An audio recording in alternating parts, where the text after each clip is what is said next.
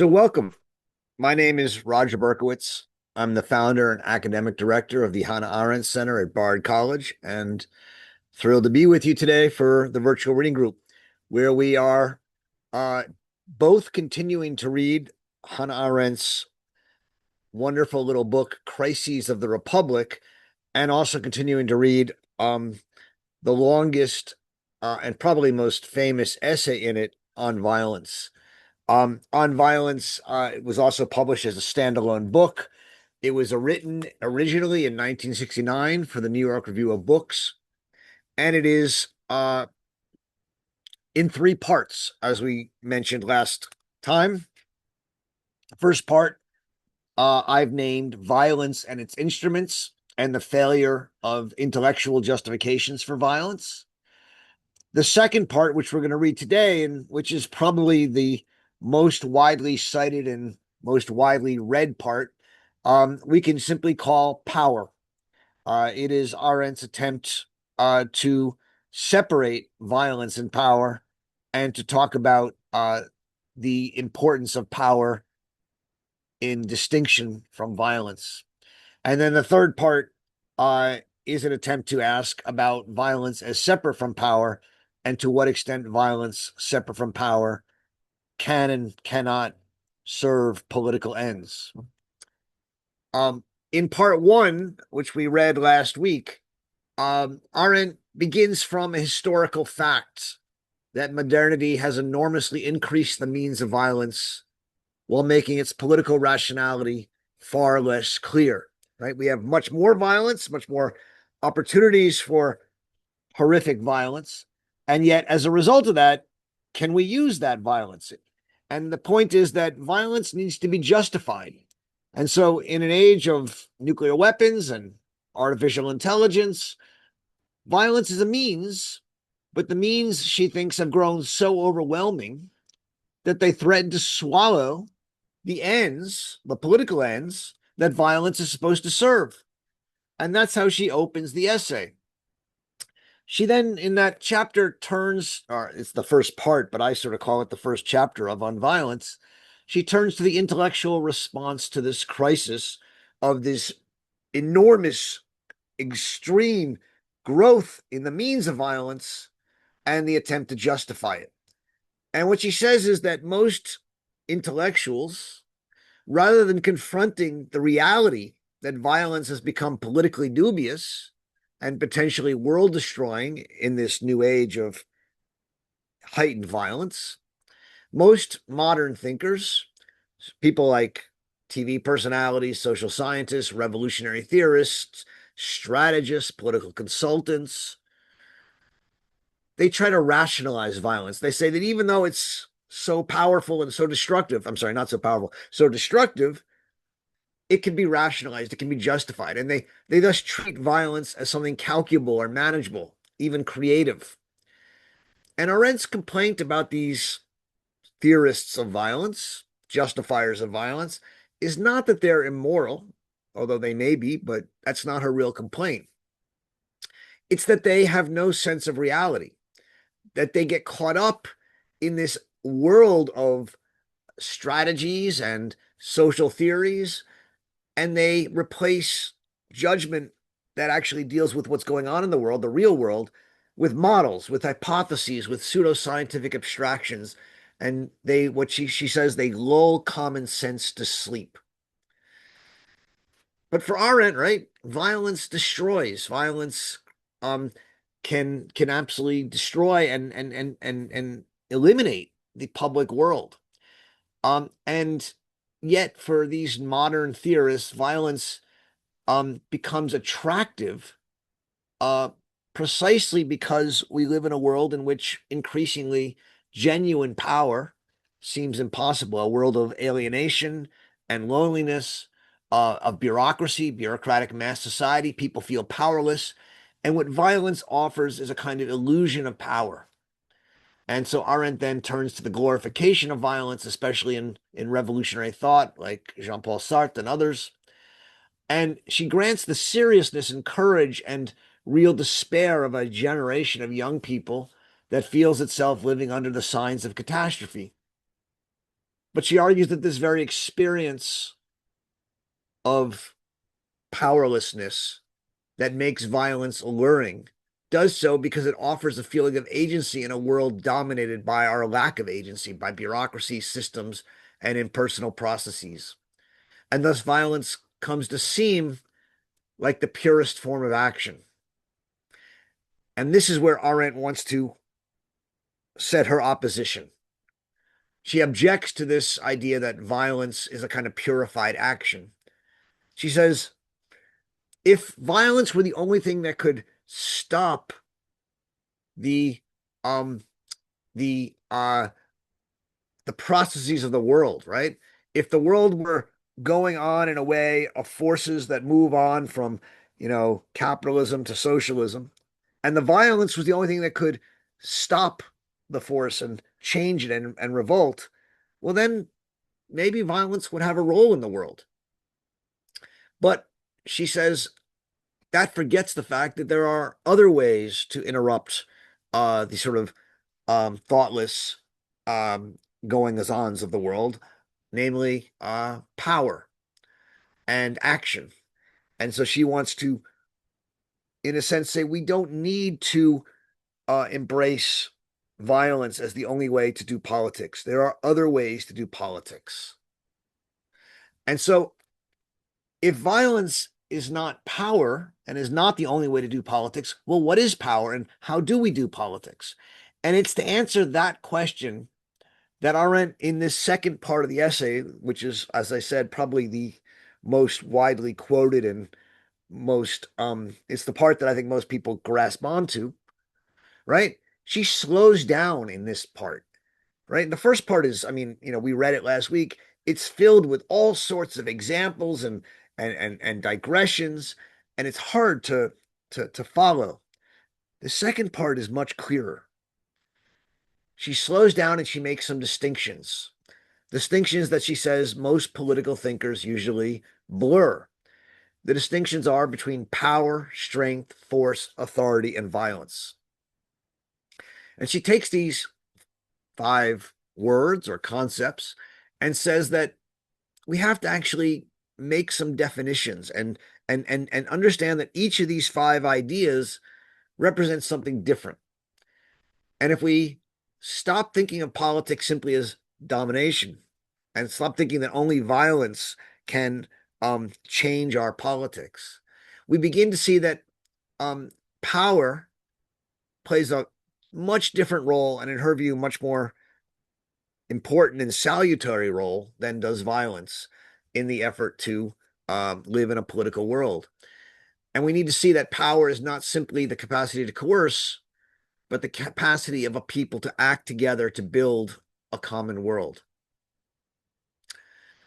So, in this second section of the essay on violence, on power, she begins with this idea that we need to make some distinctions. Now, this is a fairly common move in Arendt's work, right? So in the human condition, she makes distinctions, right, between action, work, and labor. And in the origins of totalitarianism, she'll make distinctions between tyranny, dictatorship, authoritarianism, and totalitarianism, just to name some. And she also makes distinctions between the social, the private, and the public realms, right? These making of distinctions. She makes a distinction between freedom and liberty in On Revolution. And these distinctions for her are really important. They're not she's not trying to say, she's not an analytic philosopher, and she doesn't make these distinctions thinking that if we analyze these words, we come up with some, more just or more true world. So why does she make these distinctions? Well, she thinks that there's that these distinctions actually represent something real. There's real realities to these different words. When we create words like violence and power, she thinks, okay, they come, it's not like It's not like they mean exactly what violence meant at all times and it never changes. But she does believe that we need to be able to have this conversation and that they do represent different realities, different ideas, and we need to come to take those seriously. And so it's against uh, the background of her thoughts on violence and power and the and the glorification of violence in the modern age that she says that it's important to realize that we seem to use as synonyms all these different words, which really highlight different aspects of human experience. And so she gives some examples of the way in which many of the most important political thinkers reduce all these words to the same. So, for example, C. Wright Mills, who wrote a very famous book called The Power Elite, writes that all politics is a struggle for power, and the ultimate kind of power is violence. And Max Weber writes that the state is the rule of men over men based on the legitimate, that is, allegedly legitimate violence. Rule and violence are the same. And Marx says that the state is an instrument of oppression in the hands of the ruling class. Add to this the most, she thinks, disastrous form of government, bureaucracy, or not the bureaucracy and totalitarianism, but bureaucracy is the latest form of the equation of power and violence is as the rule of nobody. And so bureaucracy is the government where no one is left who could even be asked to answer for what is being done. And thus it's the state of affairs that makes it impossible to localize responsibility and identify the enemy, right? And so it's this kind of bureaucracy that leaves us feeling powerless, and that leads us to, in a sense, embrace a kind of violence. But Arendt wants to say that we need to separate these ideas out. And she says the reason that politics ignores these differences is that it sees the most crucial political issue to simply be who rules whom, right? And that in the question of who rules whom, power, force, and violence are held to be synonyms because they have the same function. The people in power, the people with the means of violence, rule the people who don't have power and don't have the means of violence. That's on page 142. But Arendt says, okay, well, let's stop that. Let's stop reducing all politics to domination, right? And if we do that, the real world correspondence to differences between different kinds of ways in which people attempt to govern or rule or dominate others will suddenly reappear. She says on page 143 that if we stop reducing politics to domination, the original data in the realm of human affairs will reappear. And so she's almost trying to say, let's let that original data come up. Let's let it be seen. And she's all right, let's look at these 5 words, these 5 concepts. The most important for her is power, right? And here's, one of the areas in her work where she talks about power. It's one of the core concepts in all of her work. And so this becomes one of the most cited passages or pages in her work. She says, power corresponds to the human ability not just to act, but to act in concert. I love the word act in concert, right? It's to act together, but also in concert, where all the musicians are playing differently and yet the same. It's to take a plurality of people and move them to act in concert together and thus powerfully. This is how people build worlds, whether it's a piece of music or a community or a state. Power, therefore, is not the property of an individual. It belongs to a group. And this is another important element. Power remains in existence only so long as the group remains a group. That means not only that they're physically together, but that they see themselves as a group.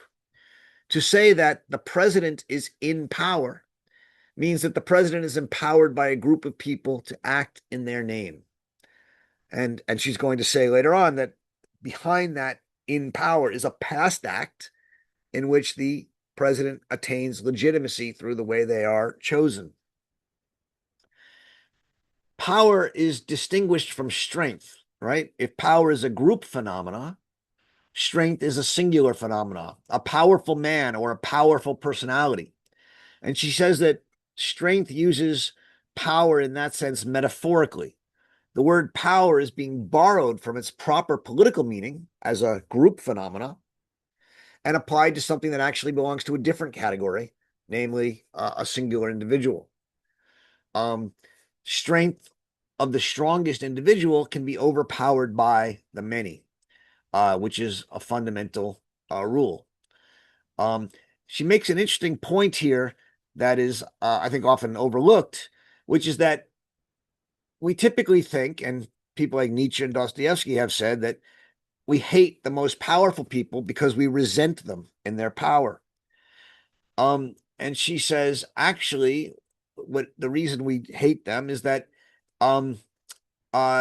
power deprives us of independence, of strength, of individuality, because power suffuses us into a group and turns against independence.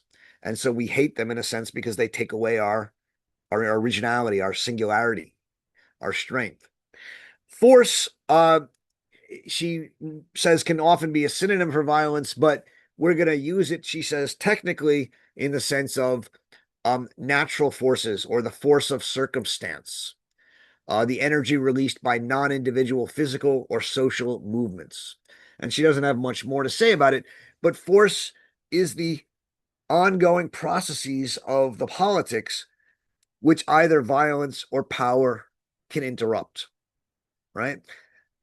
And as she says, the preachers of violence say the only thing that can interrupt forces are violence. And her argument is going to be no, power and action can also interrupt the forces. The fourth word is authority. And she says that we have the examples of authority, a personal authority of a parent over a child or a teacher over a student.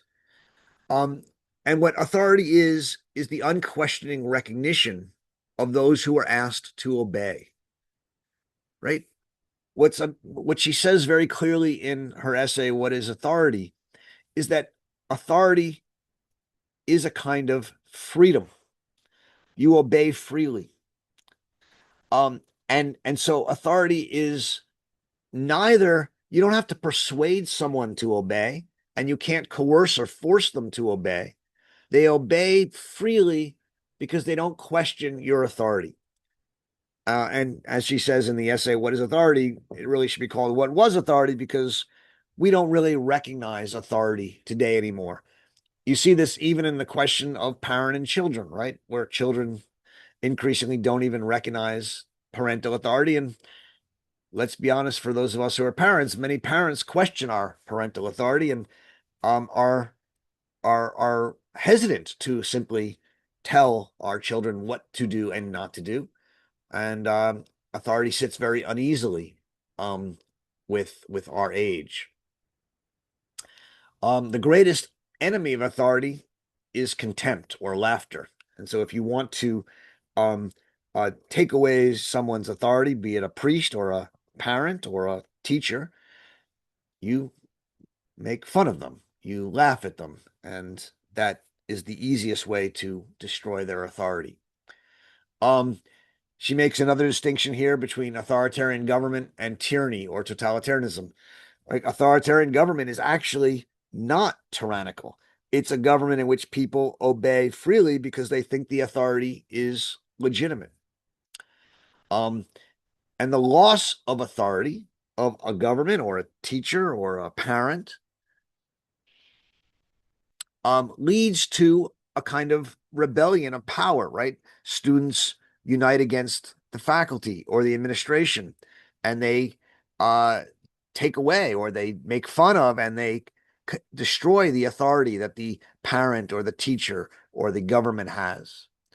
And it's often then that authorities who have lost their power employ violence to try and um, break the power of those who are arguing against them. And she thinks that will almost never work. The fifth and last of these words and concepts that she's talking about here are violence. Violence is characterized by its instrumental character. It's close to strength in a phenomenological way around the phenomena because it can multiply itself like strength can. It can multiply natural strength because it uses artifacts or implements, and one person with big guns and bombs can be much stronger than one person who doesn't have them. Okay, so these are these distinctions she makes. The most important ones are between violence and power. They're never airtight distinctions or watertight. Um, all power in a community often has the guise of authority. It demands unquestioning obedience. But that authority can sometimes be challenged and is never absolute. One of the most common combinations, she says, is power and violence often go together, right? You often see a government that has some legitimacy, some power, that is an expression of group rule, that also uses violence to keep order and to maintain its authority. And so they often go together. And she says you'll almost never see pure power, right? You'll never see a pure situation in which a group of people act together in concert and never have to use violence in order to keep order. And you'll almost also never see a situation where you can use pure violence, where without any support or agreement amongst the people, one person can dominate everyone else simply by violence. She does raise the issue that might become more possible in the future with the rise of robot soldiers and total surveillance or artificial intelligence. If one person could, in a sense, control the entirety of the implements of violence and enforce it, it is possible that you could have a pure violent world. Um, but she thinks it's quite unlikely. So the common mistake that she's worried about here is to think that all power is to be understood in terms of command and obedience and thus to be equated with violence. Um, and she says, just consider what she calls revolutionary situations or revolutions, right? It is not true that revolutions are less likely to happen when the regime is well armed and has many means of violence. In fact, it may be the opposite. It may be that regimes that are the most violent are the most violent because they've already lost their power and thus need violence to try and keep order. And it's when they've lost their power that they're the most vulnerable. So revolutions, she says, are not contests of violence. The advantage of the state, the advantage that a state has in terms of its increased and higher and better means of violence, lasts only so long as its commands to its police and its army are obeyed. And so she says everything depends on the power behind the violence on page 148. Where power has disintegrated, revolutions are possible, but not necessary, right? And that's one of her, I think, really important insights. What she calls a revolutionary situation is when power is disintegrated. It's lying in the streets and it's waiting for someone to pick it up. But that doesn't mean that someone will be able to pick it up, because to pick up power, you have to have legitimacy. You have to have the people behind you. And not anyone can go and just pick up power.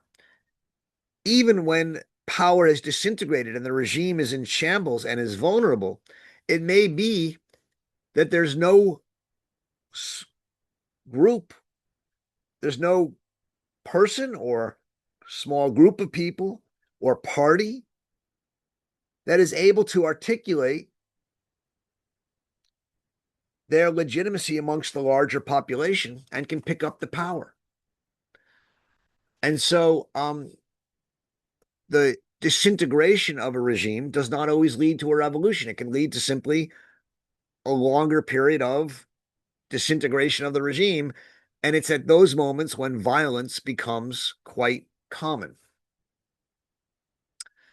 And so for Arendt, she now begins to sort of move to a conclusion and make some of these grand statements for which this essay is, I think, justifiably famous. One of which is that power is indeed the essence of all government, but violence is not, on page 150. This is an important point about what she thinks government is, right? Well, government usually will have some combination of power and some combination of violence. It's at the essence of government that it is in power, that it is an expression of the power of the people. And thus power is the essence of government. What government is organized power. I mean, that's one of the most important insights of Arendt. Government is organized power. But government may need some violence, but violence is not in the essence of government.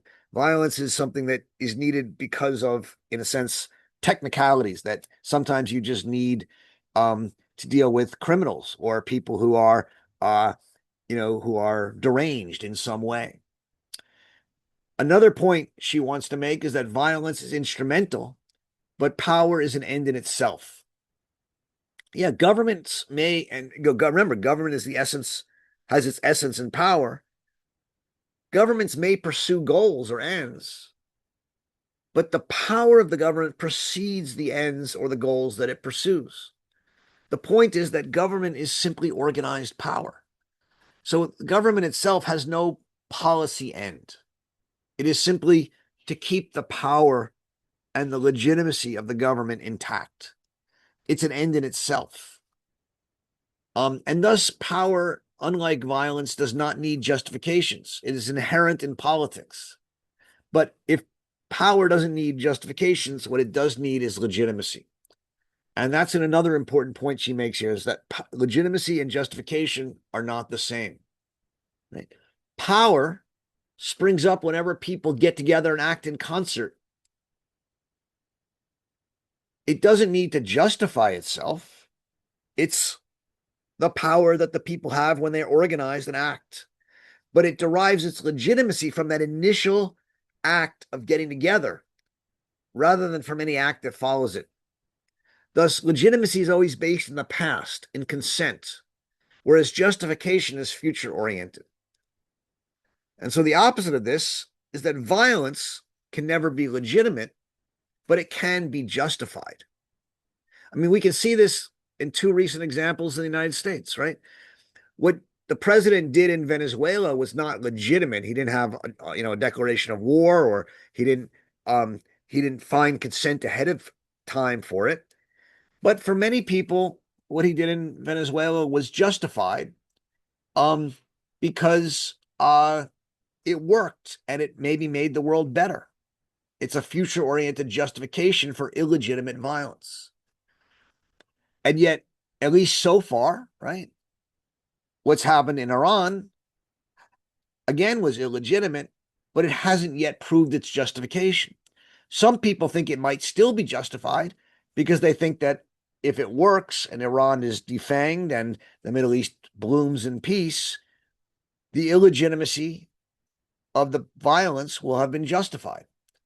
But that's the difference in justified and illegitimate or legitimate violence. Those, she says, who oppose violence with mere power will soon find that they are confronted not by men, but by artifacts. And her example that she uses here is Gandhi, right? Gandhi had legitimacy. He had power against the British, who had guns. And what she says is, in a head-on clash between power and violence will win if the person wielding it will use the violence fully, right? The reason Gandhi won, she says, is not because power will beat violence all the time. It's because England was not willing to use violence in the way that maybe someone like Hitler or Stalin would have. If Gandhi had met a different enemy instead of England, she says, the outcome would not have been decolonization, but massacre and submission. So to substitute violence for power can bring victory, right? Hitler or, the president of the United States in Venezuela can bring victory. But the price, she says, for using violence when power fails is high.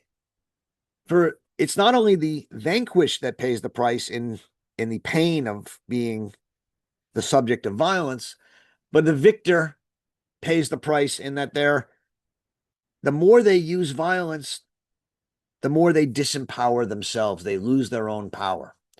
This is what Lord Cromer, who was the viceroy of Egypt, called the boomerang effect in the government of subject races in his account of using of the bureaucratic rule of Egypt. Namely, the more a country like England uses violence to subject people, it reduces its own power. Politically speaking, this is the core argument of this section on page 153. Politically speaking, the point is that the loss of power, whenever you lose power, whether we're a parent or a teacher or a president or a Congress, when we lose power, there's a temptation to substitute violence for power. That's what she says on 153. But as I just said, to substitute violence for power can bring victory, but the price is high. She ends simply by making one further distinction, namely between violence and terror, right? She doesn't think terror is the same as violence. She says that terror is the form of government under totalitarianism that emerges when violence, having destroyed all power, remains in full control on 154. Totalitarianism emerges when there's no power left. Violence has destroyed all power. And it's at that point that totalitarian government can use terror to fully rule and dominate a powerless people. Okay, I'm going to stop there. That I think takes us through section 2 of On Violence.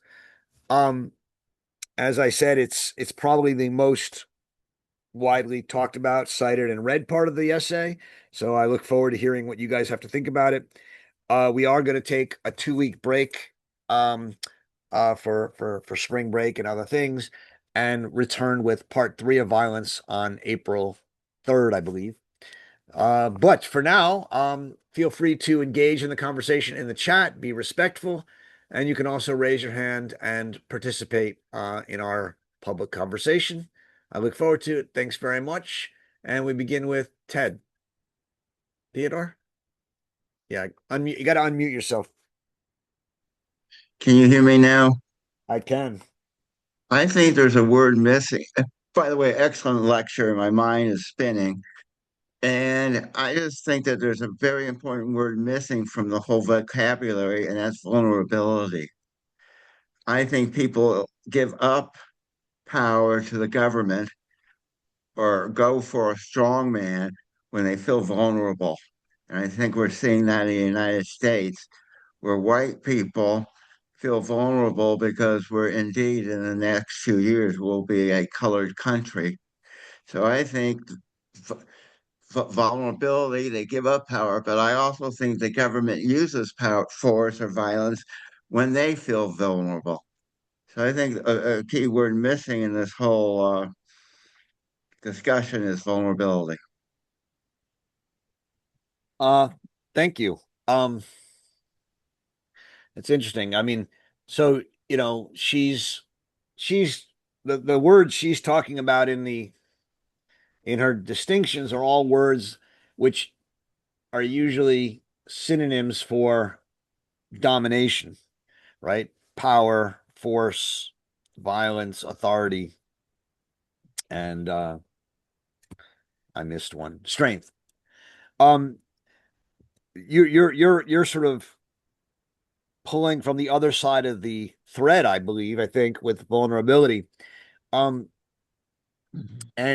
and she'll talk about the word she will use um is a feeling of powerlessness. Uh, but that's not the same as vulnerability. Um, and so it's an interesting thought. I I mean, you can be powerful and vulnerable at the same time, right? Um, uh, right. So, um,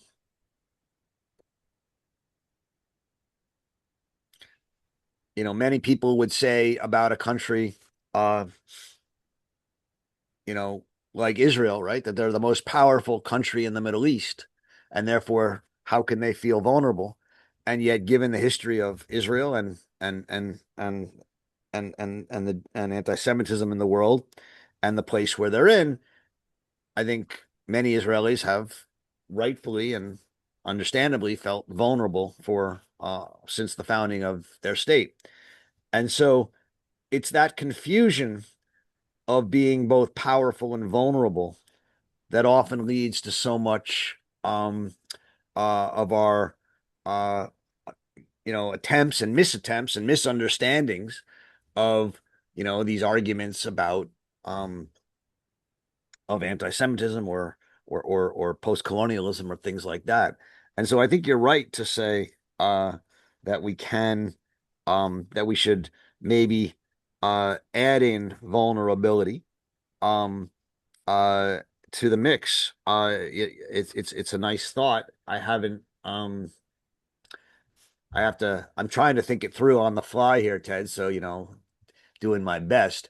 Uh, but what I would say is that um, when someone is vulnerable and feels that they can have their whatever power they have, either whether it's a lot or a little, or rights they have taken away, when they can be dominated or attacked unjustly and unfairly, um, there are different responses that one can have, right? One can seek to make oneself strong as an individual, right?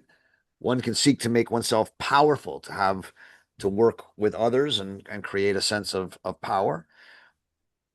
And one can also, in the effort to make oneself strong, um, equip oneself with the means of violence, right? Um, I would say, take the United States. I think undeniably, for at least the last 70 years or so, the United States has been the most powerful country in the world, both in the sense of um, legitimacy and they've also equipped themselves with the largest military in the world to be the most strongest and potentially most violent country in the world. Um, and there's a kind of, it seems crazy to some people, and yet there's a real vulnerability because once you're the most powerful, you feel that your power is always at risk. And I think we see that going on now, whether people are, constantly worried about the country losing its power, and um, and there's a hope, I think, that violence and strength can save that and hold on to the power. But what Arendt teaches us, or is hoping to teach us, is that while violence can play a role in a powerful community, on the margins, the more you rely on violence, the more your power disintegrates. And that's And that's the real lesson that I think she offers for us at this time. Um, and yet, out of this feeling of vulnerability at the potential loss of our power, the incentives often lead us to use more violence. I think the Arendtian lesson to that would be try and rebuild your power, which is a much harder thing to do. But thank you, Ted. It's a great question. Stephen. Me, Oh, Which Steven? Oh, I, Stephen Greenleaf is next. I'm Okay. sorry. I apologize. I'm just going in order. Do you guys not see the same order as I do? I don't know if you do. Stephen Greenleaf is next. I was ready to claim the floor. Thanks. Okay. Um, I want to address one small part of this very interesting chapter, and that is her comments on bureaucracy, which I think she's made a number of other places, the rule by nobody. Yeah. And she's very dismissive of it. And every time I read her or anyone like her say something like that, I want to know, how does the modern state exist without a bureaucracy? Whether we're talking about a DMV, an EPA, or the national security state. I don't, I'm sympathetic to her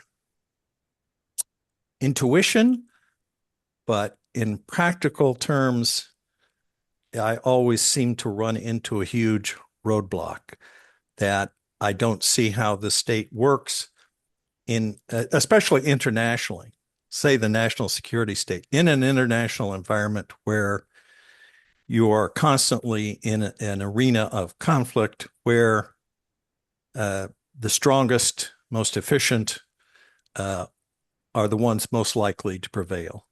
Does she ever give us a hint of how we might go away from that? It's a great question because, as you said, it's something she writes a lot about, and there is I think, uh, an unavoidable tension in her work and in this question. Um, she first writes about bureaucracy in The Origins of Totalitarianism. Um, uh, in the chapter on where she's discussing Lord Cromer and imperialism in Egypt and in India.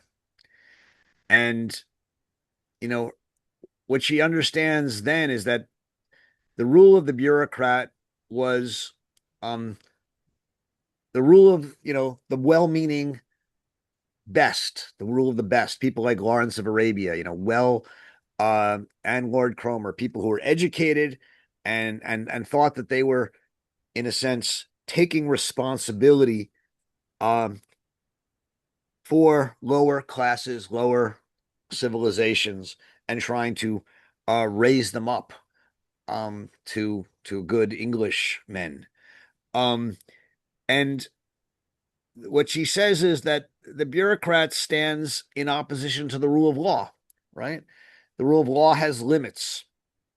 It goes more slowly, and it requires us knowing who's responsible, the people who pass the laws. Whereas the bureaucrat works in the shadows, makes their own law, and uh, you know, is someone who rules without responsibility. And when you ask, well, who did this? Oh, well, not me. It was the office. This office did that. This office does this. And there's no one who actually is in control. And then there's no one to fight back against. Um, and so she says it's the most kind of tyrannical kind of uh rule because you don't even know who to fight. Now you're saying, yeah, you can't live without a government of offices in a modern state. And you're right. And she's not against the DMV, and she's not against um you know civil servants, right? That's not what she's arguing against. But what she is arguing against is a situation in which the civil servants and the bureaucracy are answerable to nobody, right? So, to the extent, just to use the example of the United States, to the extent the United States Congress, which has the sole responsibility for making laws in the United States, delegates its responsibility to administrative agencies, whether it's the Environmental Protection Agency or the or who knows, the Housing Authority or whatever it is. If somebody confronts a rule that they don't like, they can't go to their congressperson and say, you should change it because it wasn't made by a congressperson. Who was it made by? Well, it was made by some bureau in some department, and it was likely made by one bureau here with another bureau there. And the point is, you lose the ability to know who's oppressing you, even, and thus you lose the ability to resist. That's her problem with the rule of bureaucracy. It's not that we should never have civil servants who apply the rules. It's that we should know who makes the rules and who we can go to fix the rules. And in a rule of bureaucracy, we lose that. You know, in foreign affairs, right, where things have to happen quickly, you may need to make the president and the military the executive in chief and the people who act it out. But there's a reason that in our Constitution, at least, we say that in the end, Congress has to declare war and fund the war, because we want in the end there to be uh, um, a responsible party, not just an office, and that's the tension. And so, Stephen, you're right. It is a tension, and it's one that any government that wants to have power and exert power over the world has to make compromises on, right? But that's where we're at. Those are the compromises that have to be made. Okay, thank you. Yep. George. Okay, I just want to continue on this because I've always understood her version of power as something like a soccer game, where you have a referee, you have consent on both sides to follow the rules. The rules are set. Let's say one umpire makes the rules. The other umpire justifies the rules, and the referee applies the rules. He's the president. And you have agreement, consent all the way through.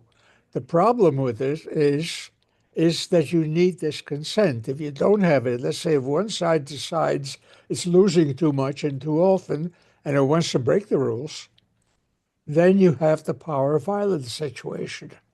And to me, that's a category error, because the thing is that in order to have this whole distinction between power and violence, which are functional categories, that is, power, as far as Locke and other people are concerned, violence is a continuation of power, it's just ultimate power.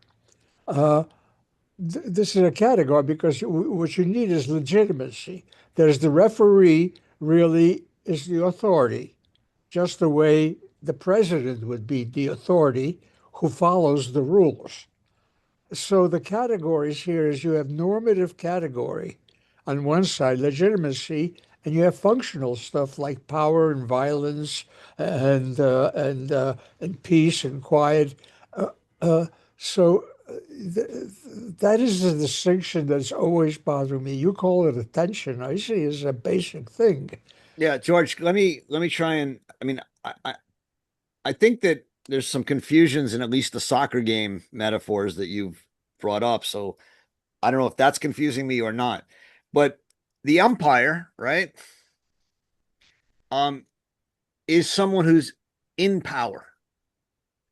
And he's and to the extent that the umpire is in power, they only have their power because it was created by some coming together of the teams, and who knows, probably the people who invented the game long ago. And so the umpire is someone who's empowered. They have a certain strength as their individual, but only so far as the teams recognize their power. If you if the umpires begin to uh act in ways that lose their sense of legitimacy, right? It doesn't necessarily lead to violence. It leads to a loss of their power, which can, one answer could be violence. Another could be protests and an attempt to re-empower a new set of umpires or re-empower those umpires. It could lead to civil disobedience.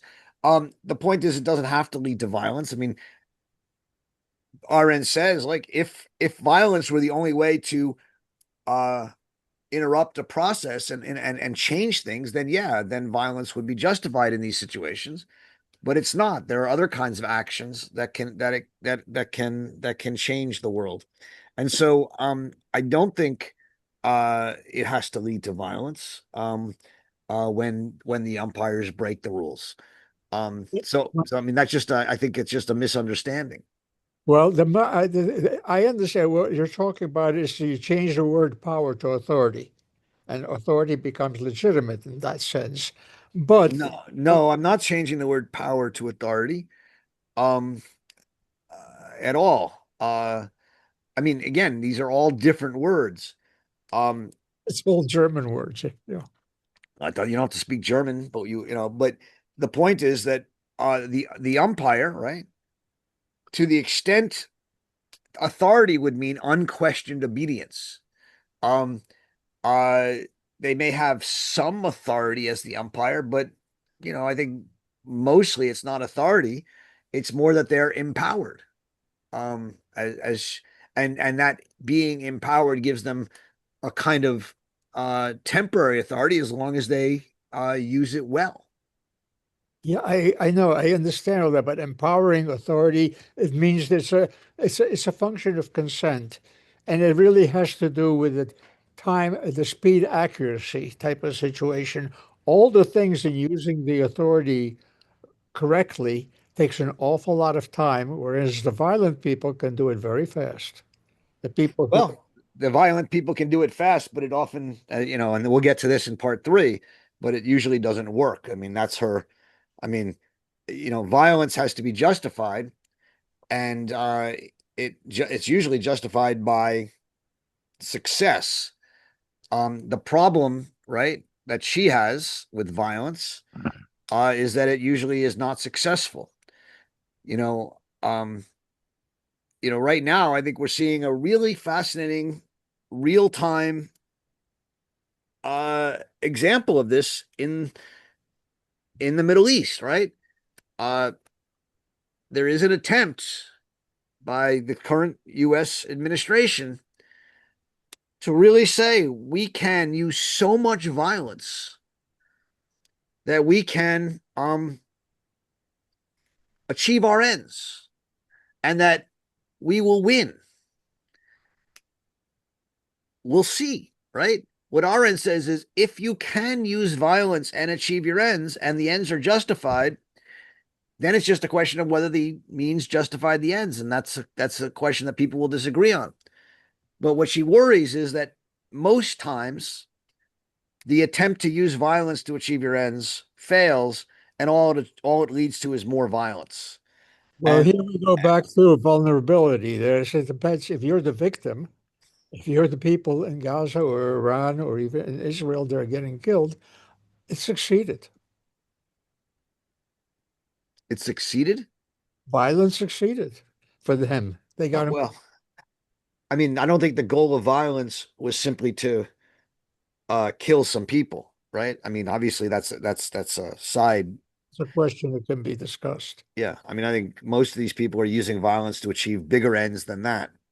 But okay, let me move on. But thank you, Hannah.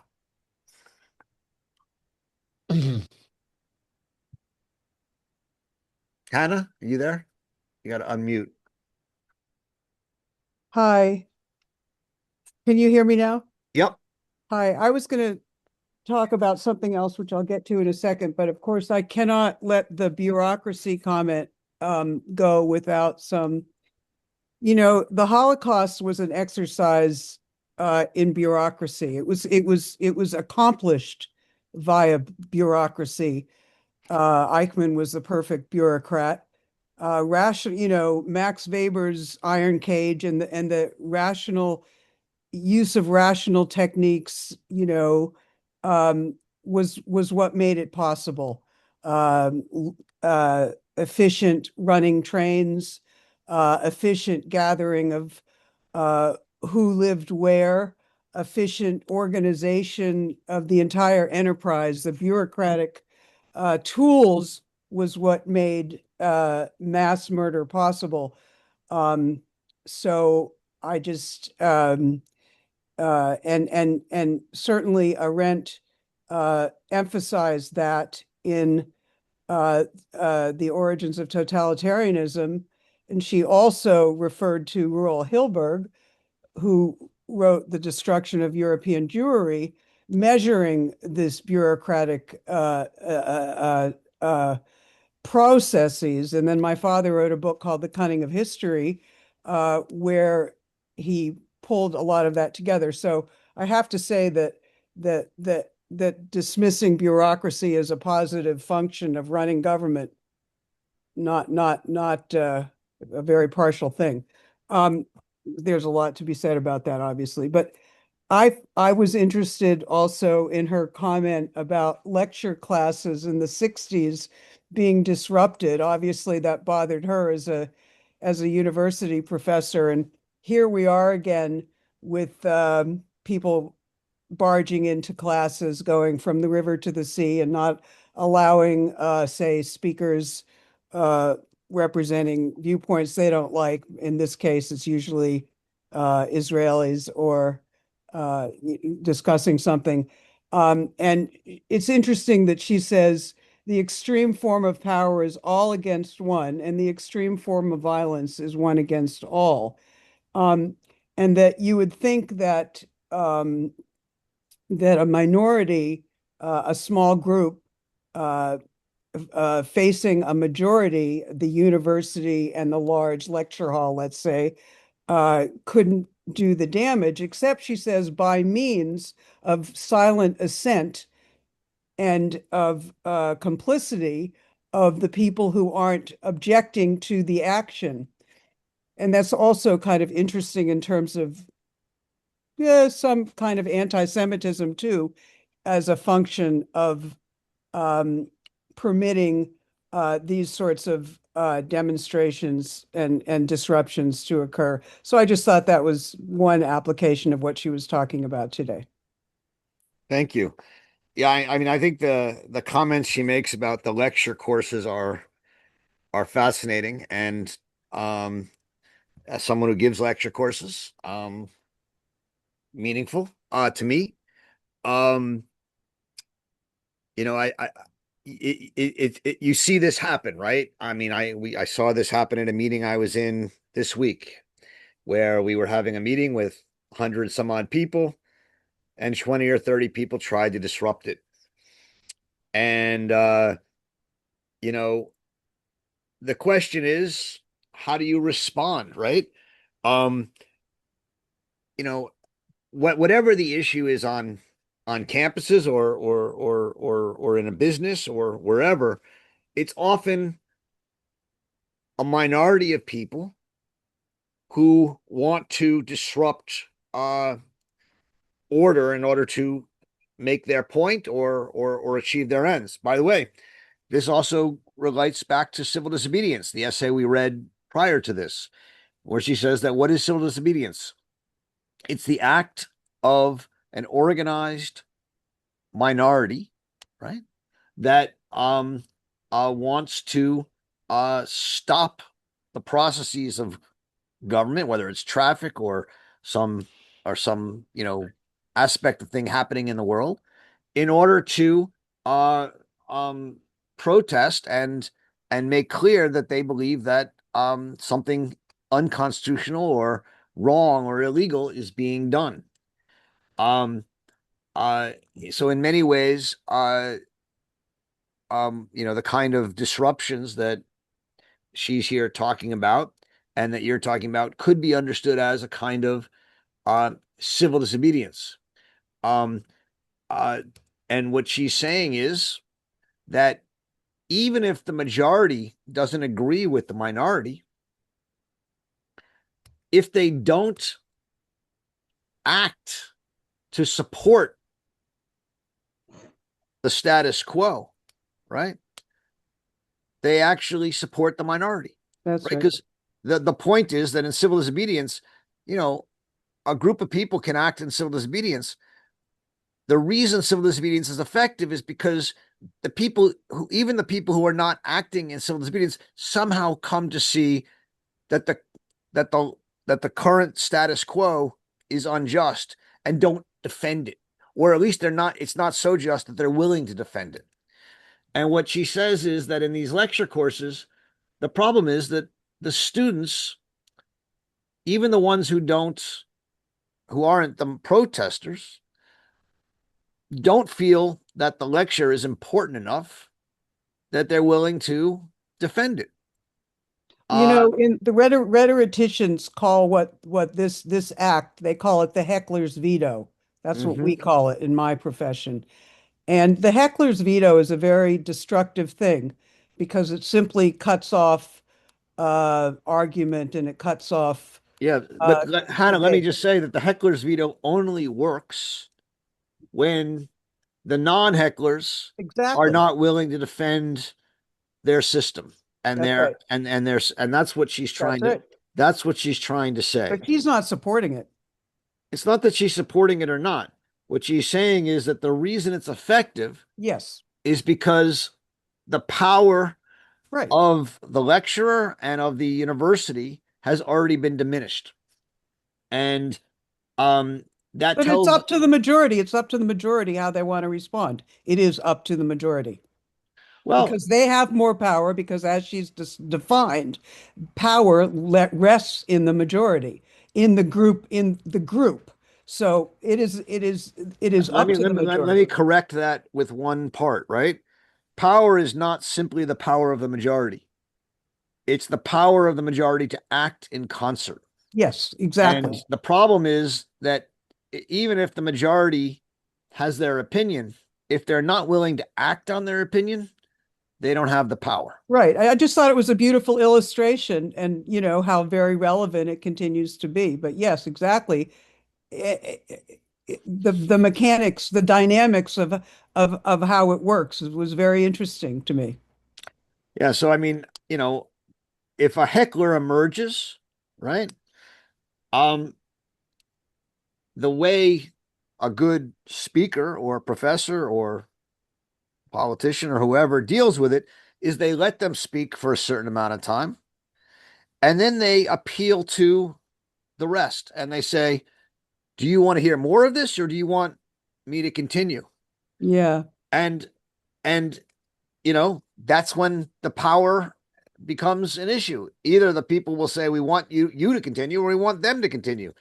And you have to be willing to take that chance. And that's the way you fight a heckler's veto, Yeah. only by mobilizing power against it. Yeah. And that's I think, and people who are able to do that are able to reconstitute their power. Yeah. Okay. Thank you, Hannah. Thanks. Steve Maslow. Oh, hi. Okay. I want to try I'm talking about different things, but tie together some remark you made, which I loved. You said I'm a parent who does not question my parental authority. Um, uh, I know you're a very good parent. I've met your children. You've done a great job.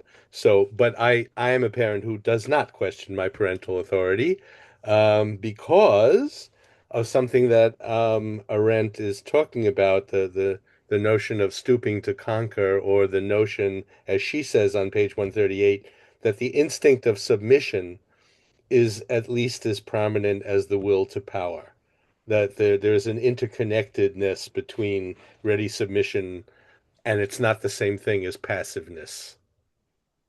Um, I also want to mention exactly now Marilyn Simon's speech, lecture, however we call it, at the Hannah Arendt conference in the fall. Uh, Absolutely one of my favorite things that I heard while I was there, in which she discussed, I think the title of her speech was The Joy of Submission, in which she also, I don't know why she didn't quote this passage at a Hannah Arendt conference, but um, they are these are related things that uh, stooping to conquer and being flexible and not being an ideologue, which is something that in various and sundry forms she brings up constantly, is part of being powerful or part of being in authority.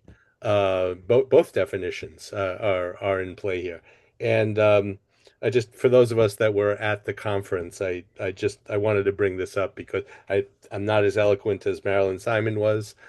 She did an extraordinary job, I thought, of discussing a very, very difficult topic. And she discussed it in sexual terms, which is even harder to do with, you'll excuse the expression, a straight face.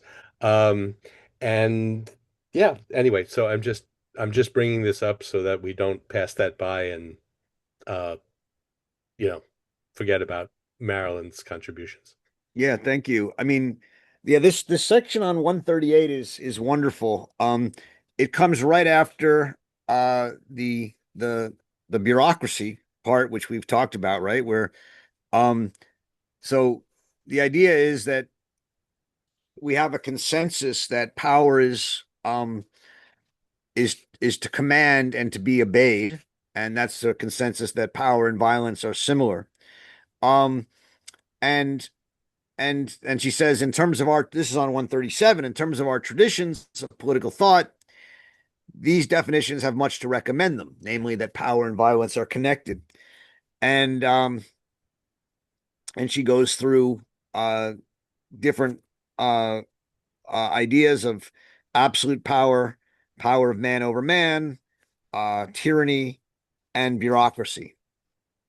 And then she turns to uh, the idea that the Hebrew and Christian traditions have this idea of an imperative conception of law, right? That law is a command, and that this was not something that was just invented, um, and that this led someone like John Stuart Mill to say that there's a kind of instinct to um, uh, the first lesson of civilization is that of obedience, right? And he speaks Yes. of the two states of the of inclinations: one, the desire to exercise power over others; the other, the disinclination to have power exercised over themselves. And then she says, and this is what you were citing, if we would trust our own experiences in these matters, we should know that the instinct of submission, an ardent desire to obey and to be ruled by some strong man, is at least as prominent in human psychology as the will to power, and politically perhaps more relevant. The old adage, how fit he is to sway that can so well obey, some version of which seems to have been known to all centuries and all nations, um, may point to a psychological truth, namely that the will to power and the will to submission are interconnected. And I think you're absolutely right to bring up the speech at the conference by Marilyn Simon, um, who was talking about the joy of submission. Um, and many of us, either in person or through movies, or we won't, however you want to talk about it, have understood the joy of submission in relationships. There's a joy in having someone take care of you, or um being submissive. I think what upset a number of people about Professor Simon's talk was um to the extent that she saw it as going one way in a gender relationship, right? That women like to submit and men like to obey, I think upset some people, and I think that I don't think any good evidence that it has to go one way in that kind of relationship. And I think you understand that, and you've brought that out in some of your comments about her talk. But the point here is that at least as Arendt's talking about it, um, to simply say that we all want to rule and we don't want to be ruled, is not does not conform to our experience of humanity. And it makes us aware that there's a lot more complication to thinking about how we govern ourselves than simply government is command and obedience or violence or domination. And that's what I think she's trying to loosen here and get us to see that it's much more complicated than that. So I think that's your point, and I think you're absolutely right. And I think it's an important point. I think one that's probably overlooked by most of us who read this essay. So thank you. Thank you. Glenn. Hey, Roger. Thank you. I super enjoyed this part of. Glenn, did I lose you? Hello? Yeah, Did he freeze? we lost him. I think he might have froze. The essay, it reminded me of being an undergrad, Glenn, like I got definitions. Glenn. I'm moving. Glenn. Hi, can you hear me? You froze for about 10 seconds or so. Can you start over? Okay, if I freeze again, move on to the next person, okay? Right. Yep. I was saying that I enjoyed this essay. It reminded me of being an undergrad. I got definitions from Arendt, which seemed different compared to any other essay of hers that I wrote. But I've got an observation and then a question. The observation is that Hey. Froze again. All right. Joanne, why don't you go and we'll see if we can get Glenn back later. Okay, thank you. He's talking again. Okay. Can you hear me, Roger? Yeah, I hear you. Go ahead. What I've been thinking about is power and the amount of power. I mean, I don't think she ever says this directly, but is power infinite? And I see it as something that could be fluid. In other words, if you take a case of a system of potential revolution, back and forth, who has more power? So I'm wondering about the amount of it and how fluid is it? If we take a case like the American Revolution, I think that's kind of easy to see, that power at first resides in the British and then eventually resides in the Patriots. But with something like modern revolutionary systems, I mean, the Russian Revolution or what happened in Czechoslovakia in 1968, which she does talk about, and obviously their power never wound up in the case of wound up to the Czechs. So I just wonder if you could say something about that in terms of what you think her analysis or her feelings are here, or her ideas are about it. Okay. Thanks, John. So, with the idea of the American Revolution, you said the power was with the British first. Mhm. To what extent, right? Yeah, I mean, I think that there was a general, I think many people in the colonies recognized the British and empowered them.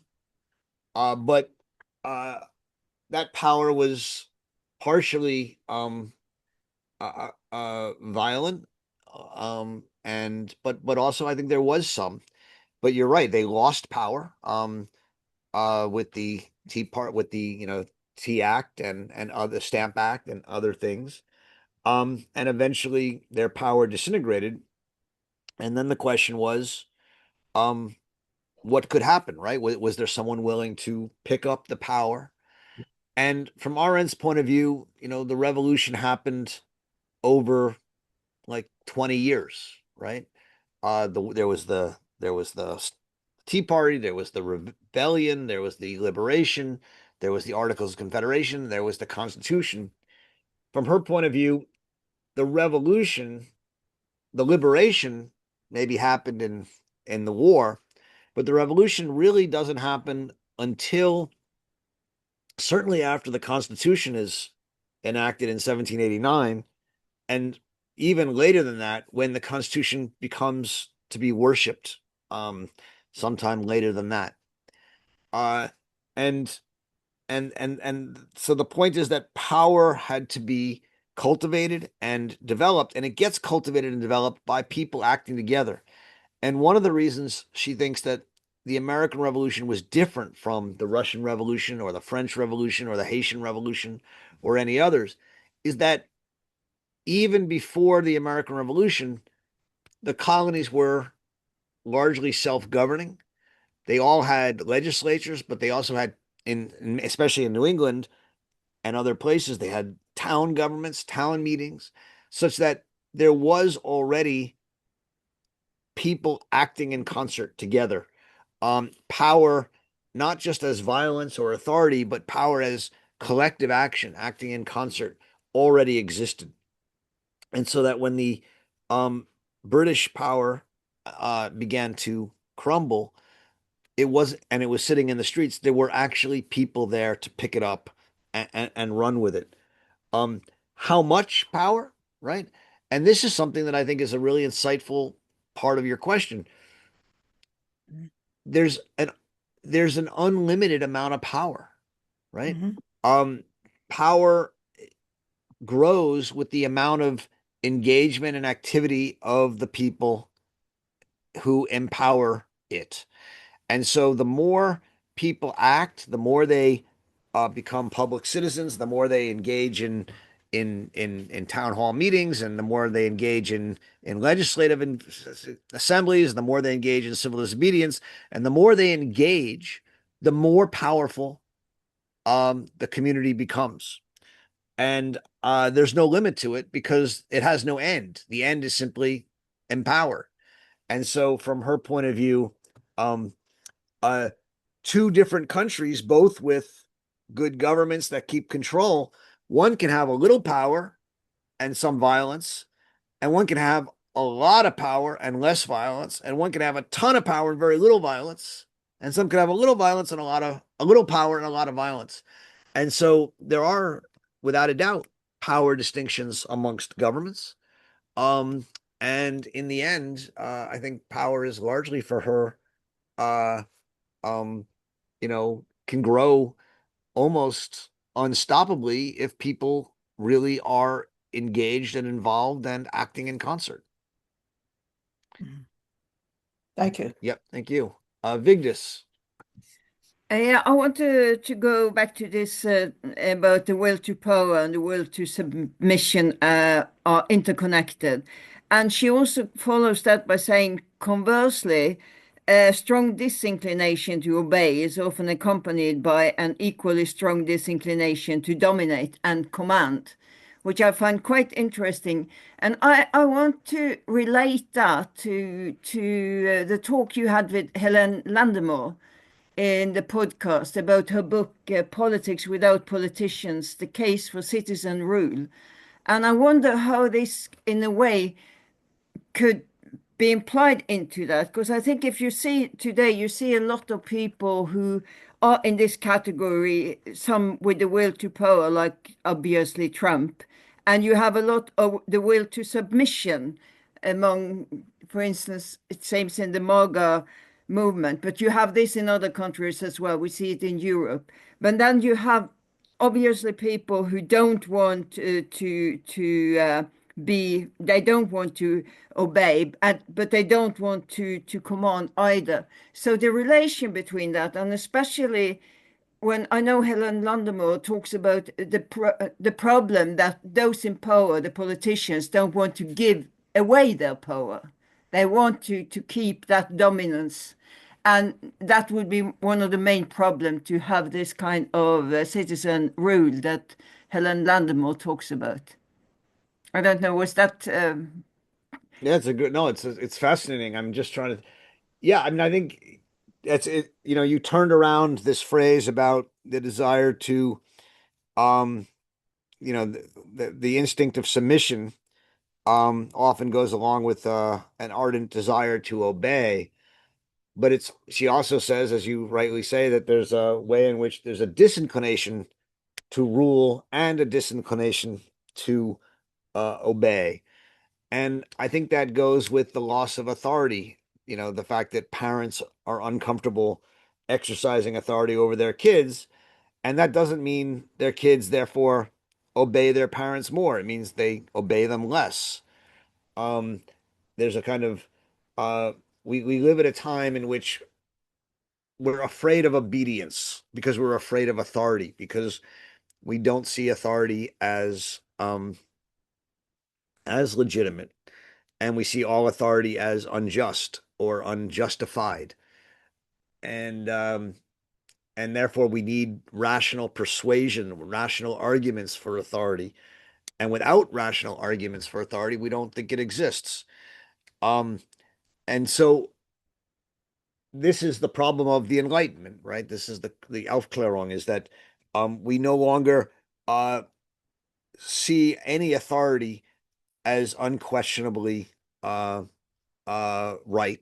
and worthy of obedience. And so the question is, how do you create legitimacy without authority?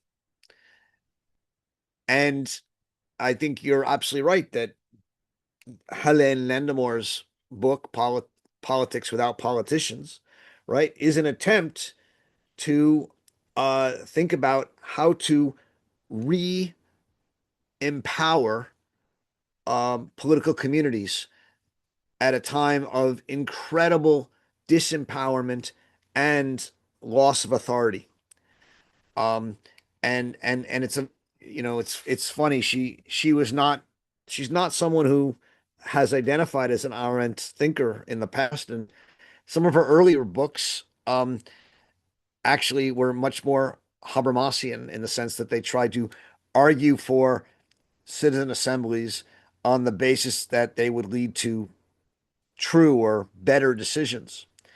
What I really liked about this book, her latest book, is that in thinking about her experience in these citizen assemblies, she realized that what was transformative about them was not that they always made the right decision, but that they gave the people in them a sense of power, and thus augmented the legitimacy and authority of whatever political decisions in the end were made. And that's been my argument for the last 10 years about citizen assemblies, which is that what the reason they're important is not because they make the right decision, it's that they re-empower the citizenry, and thus re-empower our sense that we are acting together and that the world we're in is a legitimate and powerful world. And yes, so I think absolutely what you're noticing in the turning around, the disinclination to obey and the disinclination to rule, is our deep discomfort with authority in the modern age. And I think the argument Arendt can make and help us make is that the way to address that is by providing institutions and spaces for people to act in concert.